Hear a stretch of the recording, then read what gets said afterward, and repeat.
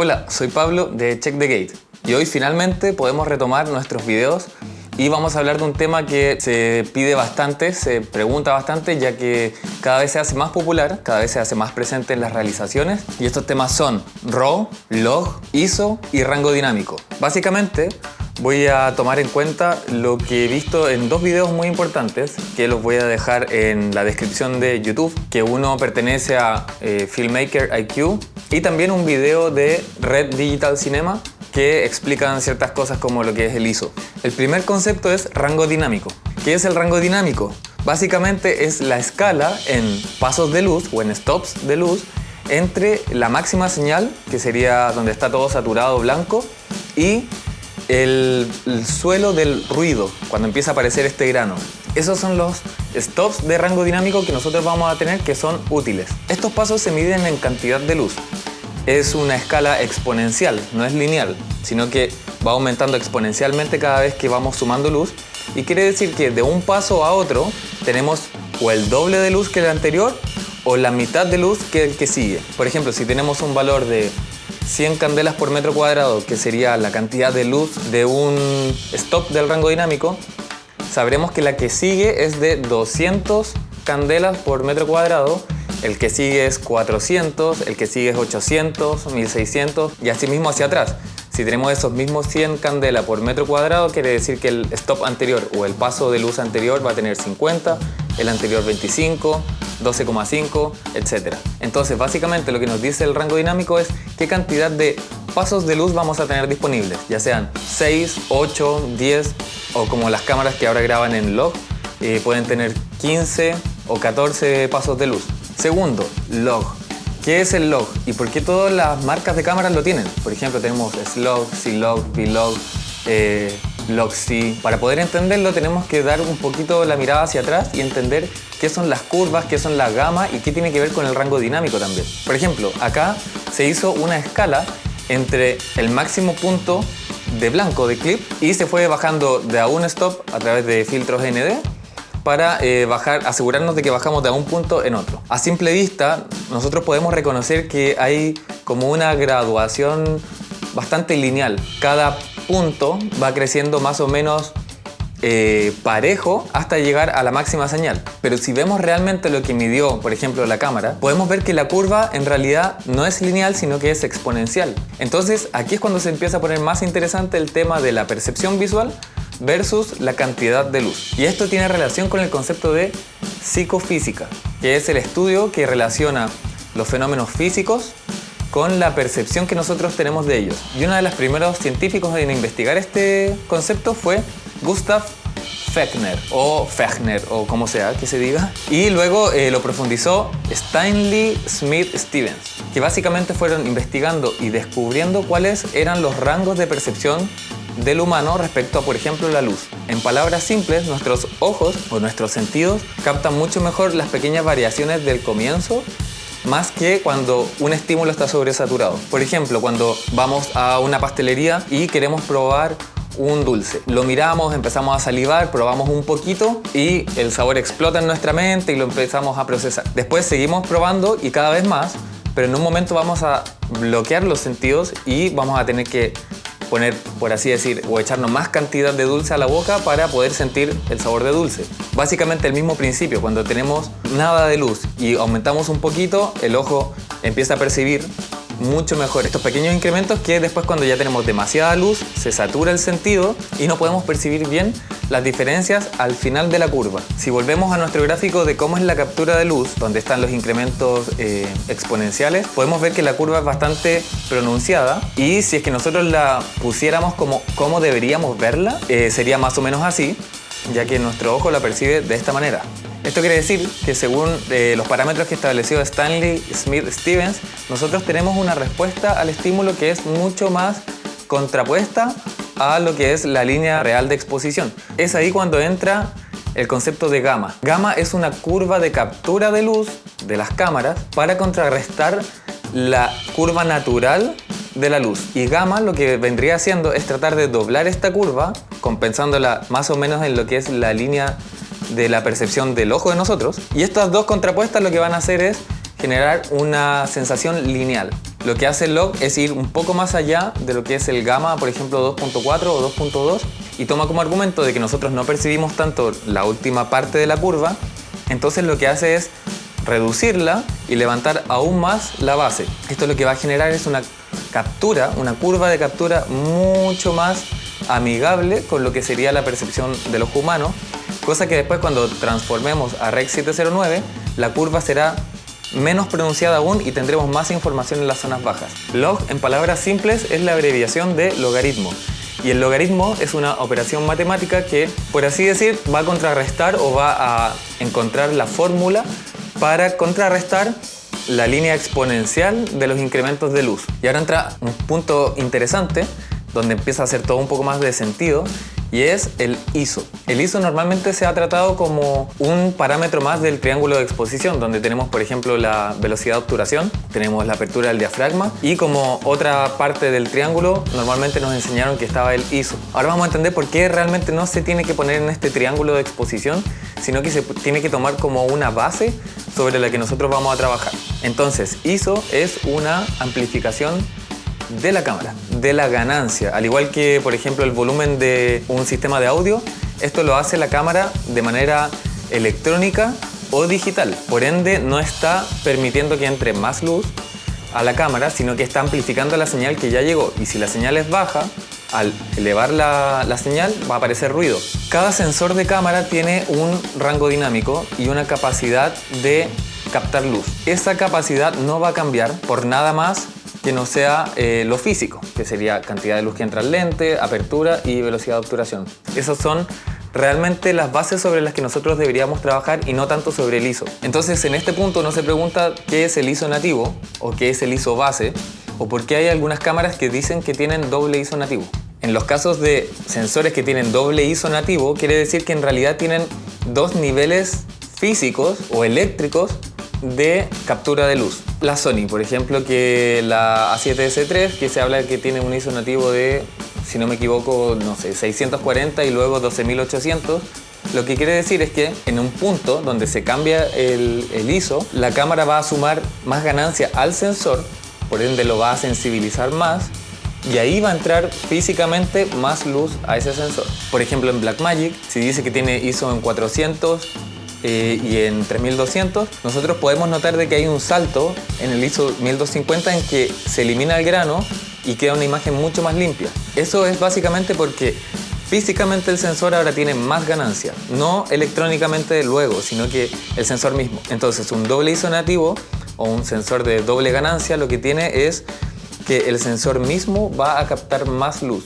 Y después se juega con lo que es el ISO normal dentro de ese nuevo rango, que sería solo hacer esta amplificación digital después de lo captado. Algunas cámaras van a llamar ISO nativo, van a llamar ISO base. Algunas va a coincidir con el punto en el que cambia la ganancia y tiene cero nivel de ruido, y en otras no va a tener esa relación. Por ejemplo, en Sony sí va a tener esa relación, pero en Blackmagic, en Red y en otras cámaras no va a tener esa relación. Y lo que realmente quiere decir el ISO base y cuál es la importancia del ISO que estamos hablando hoy día es que el ISO lo que hace es jugar con la distribución del rango dinámico.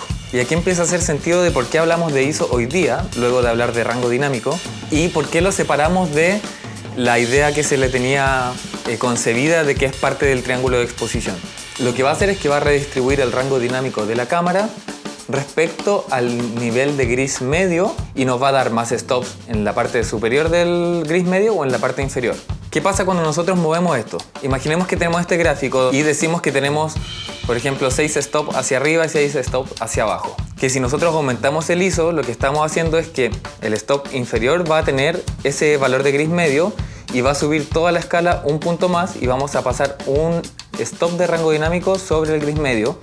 Y se va a levantar la base de ruido, por ende vamos a tener menos stops abajo, disponibles abajo. Ahora, si hacemos a la inversa y empezamos a bajar el ISO, el gris medio va a pasar al stop que estaba por sobre él y vamos a empezar a tirar tanto la base de ruido como todos los stops de luz bajo el gris medio hacia abajo. Por eso el ISO no es una herramienta de exposición, sino que es una herramienta de distribución de rango dinámico. Si tenemos una escena de mucha luz, por ejemplo, estamos grabando las nubes, lo que tenemos que hacer es cerrar la exposición físicamente, ya sea el diafragma o aumentar la velocidad de obturación, y aumentar el ISO. Lo que va a hacer esto es darnos muchos más stops de rango dinámico a las partes altas. Entonces vamos a cuidar lo que es el roll-off, vamos a cuidar lo que son los detalles en la luz.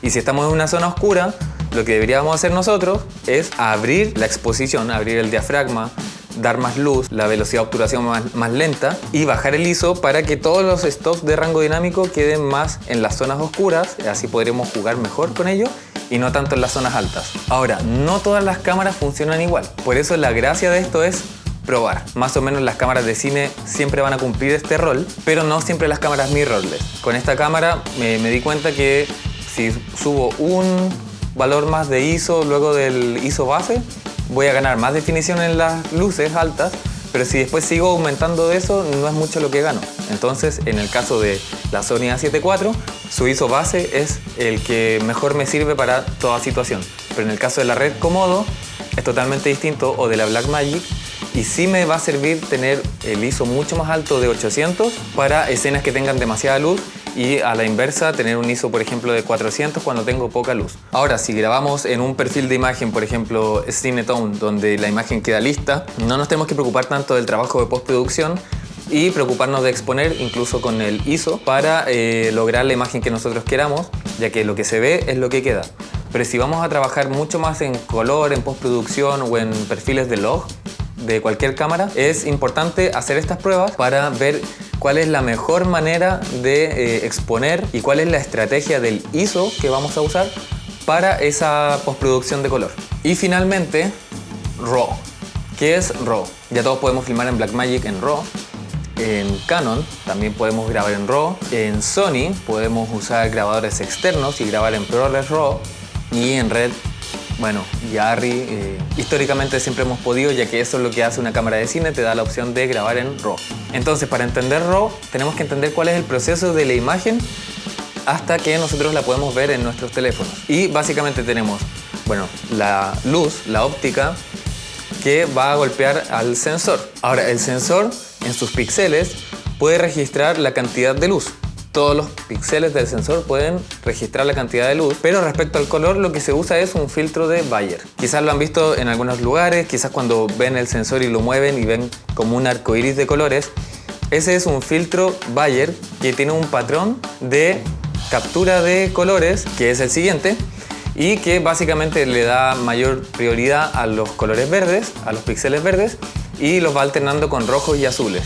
El verde se usa mucho más porque es mucho más sensible a la luz y también nosotros visualmente tenemos una mayor recepción a lo que es el color verde versus los demás.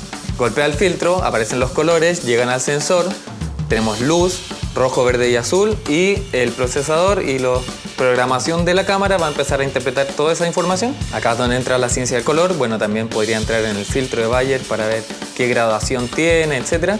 Pero acá empieza la interpretación de la imagen. Lo que comúnmente una cámara haría, empieza a hacer un proceso de Bayer, después aplica gama, espacio de color y empieza a crear la imagen. Después la codifica, la pone en un contenedor, por ejemplo MP4, usa ciertos criterios de compresión, como podría ser IPV o millones de otras maneras, que las puedes ver en este video. Después hace lo que es la compresión de color, que sería decir, ok, no voy a tomar toda la información de color, ya que el ojo humano y el cerebro humano percibe mucho más la luz que el color.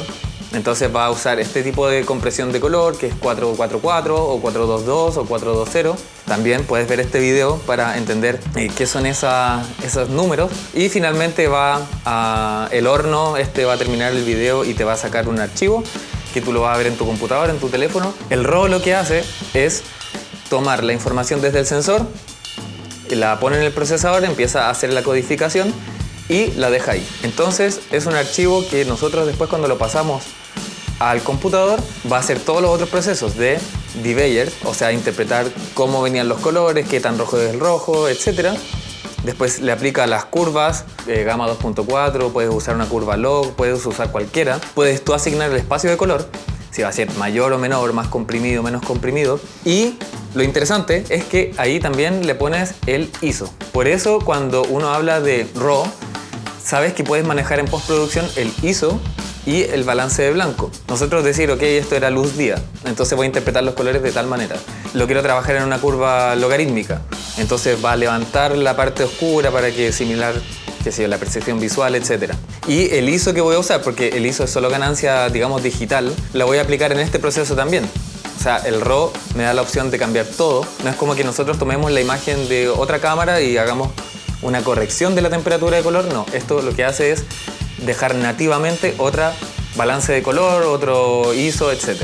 En este punto nosotros podemos distribuir realmente si es que esta escena, o repensar si es que esta escena necesitaba más rango dinámico en la zona oscura y bajamos el ISO, o si realmente esta escena necesitaba mayor rango dinámico en las zonas altas, entonces subimos el ISO. En lo que yo diría, el ISO es el soporte o el sustrato en el que nosotros decidimos trabajar. Entonces básicamente lo que sería es que tenemos el RAW, elegimos un ISO, un balance de blanco, un espacio de color, y luego de eso hacemos nuestra corrección de color. No usar el RAW en sí como una corrección de color, sino que como una base, un sustrato que nosotros decidimos trabajar sobre él. Entonces si comparamos por ejemplo la captura en RAW con la captura de la A7 IV en Slog, podemos graficarlo más o menos así, donde el RAW es mucho más previo y la cámara nos deja en la posición posterior de una vez que yo ya elegí cuál sería el ISO, balance de blanco, etc. Así es que bueno, espero que este video haya sido no tan enredado y de gran utilidad, y quedamos a disposición de responder cualquier duda. Y sería eso, hasta la próxima y nos vemos pronto.